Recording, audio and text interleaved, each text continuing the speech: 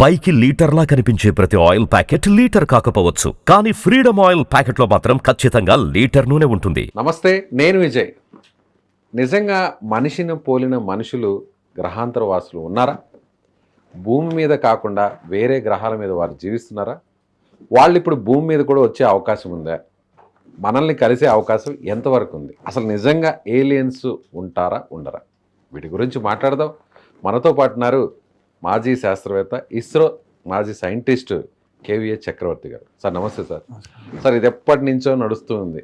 చాలామంది చెప్తున్నారు ఉన్నారని, కొంతమంది లేరు, అదంతా ట్రాష్ అని కొంతమంది. నిజంగా గ్రహాంతర వాసులు ఉన్నారా లేరా అంటే మీరేమంటారు? గ్రహాంతరవాసులు ఉన్నారా లేదా నేను చూడలేదు కాబట్టి ఖచ్చితంగా ఉన్నారు అని చెప్పలేను.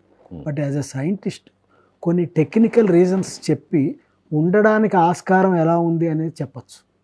ఇప్పుడు మీరు హిస్టరీ చూశారనుకోండి, ఆంధ్ర నాకు తెలిసి 77లోనో 69లో మేము అనకాపల్లిలో ఉండేటప్పుడు మాకు ఆకాశంలో కొంతమంది మనుషులు అలా వెళుతూ ఉంటే చూసాం, తెల్లగా వెళ్ళిపోతున్నారు అని చెప్పారు. This I head. నేను అప్పుడు 8th క్లాస్ చదువుతున్నాను. నేను అప్పుడు పిల్లలందరూ అనుకుని దయ్యాలు దయ్యాలు దయ్యాలు అన్నారు. ఎక్కడో చందమామ కథల్లో చెప్తారు కదా, దయ్యాలుండి చివర్లో ఇలా సన్నగా వచ్చేస్తుంది, కాళ్ళు కనపడకుండా అలా నడుస్తున్నట్టు వెళ్ళిపోతుంది, పైన నడుస్తున్న ఇది వస్తుంది. అలీబాబా అద్భుత దీపంలో ఎలా అలీబాబా అద్భుత దీపం చందమామ కథలో మధ్యలో వస్తుంది. అది ఏమండి, ఓహో అనుకున్నాం. తర్వాత ఇదిగో మా చదువులు ఇంప్రూవ్ అయ్యాక ఓహో అవన్నీ ట్రాష్ అని అనుకున్నాను నేను. కానీ ఇస్రో శాస్త్రవేత్త అయిన తర్వాత కొన్ని అనాలిసిస్ చేస్తే ఈ మధ్యన వచ్చిన డేటాలో కొన్ని దేశాల వాళ్ళు క్లెయిమ్ చేశారు, ఉన్నారు, మేము చూసాము ఆకాశంలో, లేదా తెల్లవారుజామున వచ్చారు, కొంచెం డేటా తీసుకుని వెళ్ళిపోయారు ఇలాగా అని. ఈ మొన్న మీరు అమెరికా సైంటిస్ట్ కూడా చెప్పారు ఇలా వచ్చింది. మీకు అన్నాను కదా, సైన్స్ ప్రకారంగా అనాలిసిస్ చేస్తే టెక్నికల్గా ఏలియన్స్ ఎక్కడో ఆకాశంలో పైన ఉన్నారని అంటున్నారు. వేరే గ్రహంలో అనుకున్నాం. వేరే గ్రహంలోనూ ఉన్నారు, లేదా మధ్యలో ఎక్కడైనా ఉన్నారా ఏమో మనకు తెలియదు. గ్రహం మీద ఉన్నారు. ఎక్కడైనా ఒక గ్రహంలో గాలి ఉండుంటే, ఇప్పుడు చూడండి గెలాక్సీలో కొన్ని లక్షల స్టార్స్ అన్నీ ఉన్నాయి. వీనో 9 గ్రహాలు తెలుసు, ఇవి కాకుండా ఇంకో 2-3 చూస్తున్నాం పెద్దవి. సూర్యుడి దగ్గరికి మనం ఎలాగో వెళ్ళలేము. చూడనివి భూమి కన్నా సొగం ఉన్నవి, భూమి కన్నా ఎక్కువ ఉన్నవి బోల్డని ఉన్నాయి, మనం గుర్తించలేము కదా. ఎక్కడైనా గాలి ఉందేమో.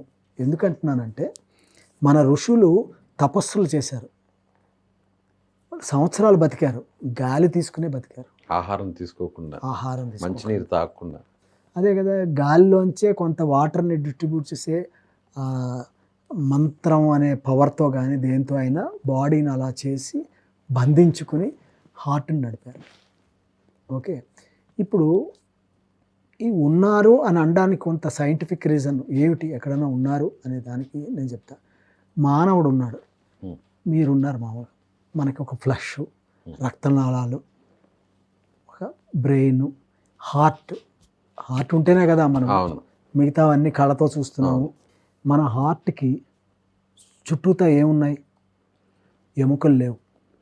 ఎముకలు ఉన్నాయి మన హార్ట్కి చుట్టూతా, పైన ఉన్నాయి. ఇది అస్థపంజరం, అది హార్ట్ దగ్గర లేవు. హార్ట్ ఎలా ఉంటుంది అంటే ఎండోకార్డియం అని ఒక 3 లేయర్స్తో ఉంటుంది. మయోకార్డియము, ఎపికార్డియం అని 3 లేయర్స్లో ఉండి రక్తాలు వెళ్ళి ఒక ఇది అయ్యి ఈ హార్ట్ పొజిషన్ పనిచేస్తుంది మీకు. సో జీవికి హార్ట్లో ఎముక లేదు. మరి ఏవైనా జీవి నివసిస్తున్న వాటికి హార్ట్లో బోన్స్ ఉన్నాయా అని చూసారా ఎప్పుడన్నా? ఐడియా ఉందా? చూడండి, దాంట్లో ఏమిటంటే ఆస్కార్డిస్, చింపాంజీ అంటారు, మీకు తెలుసు, చింపాంజీసు, ఆట్రస్, డీరు, ఎక్సన్, గోట్స్, మన మేకలు, అందరూ మేక మాంసం అందరూ తింటారు. వీటి హార్ట్కి బోన్స్ ఉండి హార్ట్ ఉంటుంది.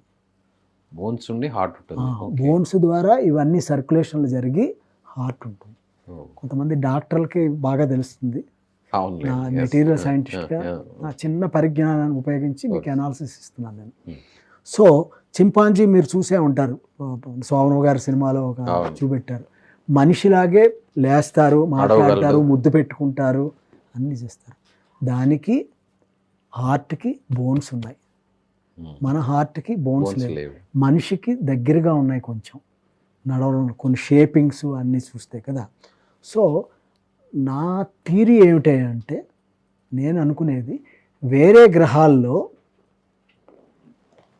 హార్ట్కి బోన్స్ మాత్రమే ఉండి రక్తం లేకుండా, అంటే అస్థిపంజరాల్లాగా ఇలాగా ఎగిరిపోయేలాగా. ఇప్పుడు చూడండి, కాకులు ఎగురుతున్నాయి, పక్షులు ఎగురుతున్నాయి, మీరు నేను ఎగరలేము. కానీ మన వాళ్ళు కొన్ని యోగా ప్రక్రియలు కొన్ని ఇవి చేసి కొంత భూమి నుంచి లేచి చూపెట్టారు చాలామంది. 1 అడుగు అవ్వచ్చు, 1.5 అడుగు అవ్వచ్చు. సో ఇది ఒక రీజన్ దొరికింది మనకి ఇలా ఎగరచ్చు అనేది. సో ఇప్పుడు హార్ట్కి బోన్స్ లేకుండా ఉన్న గాలితోటి శ్వాసతో, మీరు చెప్పారు గ్రహాంతరవాసి ఉన్నాడు అనుకోండి, బోన్స్ ఉండిన హార్ట్ ఉన్న గ్రహాంతరవాసి అనుకోండి, మాంసపు ముద్దలు లేకుండా కండరాలు లేకుండా ఉన్నాడు అనుకోండి, వాడు ఎగురుతాడు కదా. వెయిట్ తక్కువ ఉంటాడు కాబట్టి. వెయిట్ తక్కువ ఉంటారు, ఓకే, రకరకాల ఫ్యాక్టర్స్, ఎగురుతారు, నివసిస్తారు, ఉంటారు. వాళ్ళు ఎవరన్నా అలాంటి వాళ్ళు వచ్చి మనల్ని చూసి పోతున్నారా ఎప్పుడైనా? వాళ్ళు ఎలాంటి ప్రయోగాలు చేస్తున్నారో మనకు తెలీదు. మనమే ఇప్పుడు నేను సూర్యుడి దగ్గరికి వెళ్ళిపోవడానికి ట్రై చేస్తున్నాం. ఆదిత్య వదిలాం మేము. 152,000 కిలోమీటర్ల వరకు వెళ్ళి లాగ్రాండ్ పాయింట్లో మా క్యాప్సూల్ని కూర్చోబెట్టాం, శాటిలైట్ని. అమెరికా వాళ్ళు కూడా చేస్తున్నారు అనుకోండి. సో వాళ్ళు ఏం చేస్తున్నారో, వాళ్ళ టెక్నాలజీ ఉందో, వాళ్ళకి పవర్స్ ఉన్నాయో మనకి మన గ్రహం మీదకి వాళ్ళు మనం ఎట్లా శాటిలైట్స్ ఏం వేరే గ్రహాలు చేస్తున్నామని పంపిస్తున్నా వాళ్ళు పంపించారేమో. పంపించారా?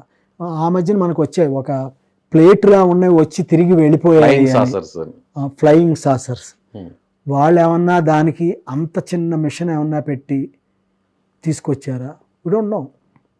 సో దీని గురించి కొంతమంది చాలా పెద్ద పెద్ద పద్మశ్రీ అవార్డు వచ్చిన కొన్ని శాస్త్రవేత్తలు కూడా మన భూమండలం ఇక్కడి నుంచి సూర్యుడికి ఇటుపక్క మనం కొన్ని చూస్తున్నాం, అటుపక్క ఏముంది, విశ్వం చాలా పెద్దది, చాలా పెద్దది.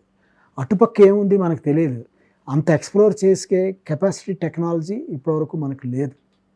ప్రాబబుల్లీ ఎప్పుడు వస్తుందో అంటే, ఇది చాలా ఇంపార్టెంట్ ఒక పాయింట్ చెప్తాను.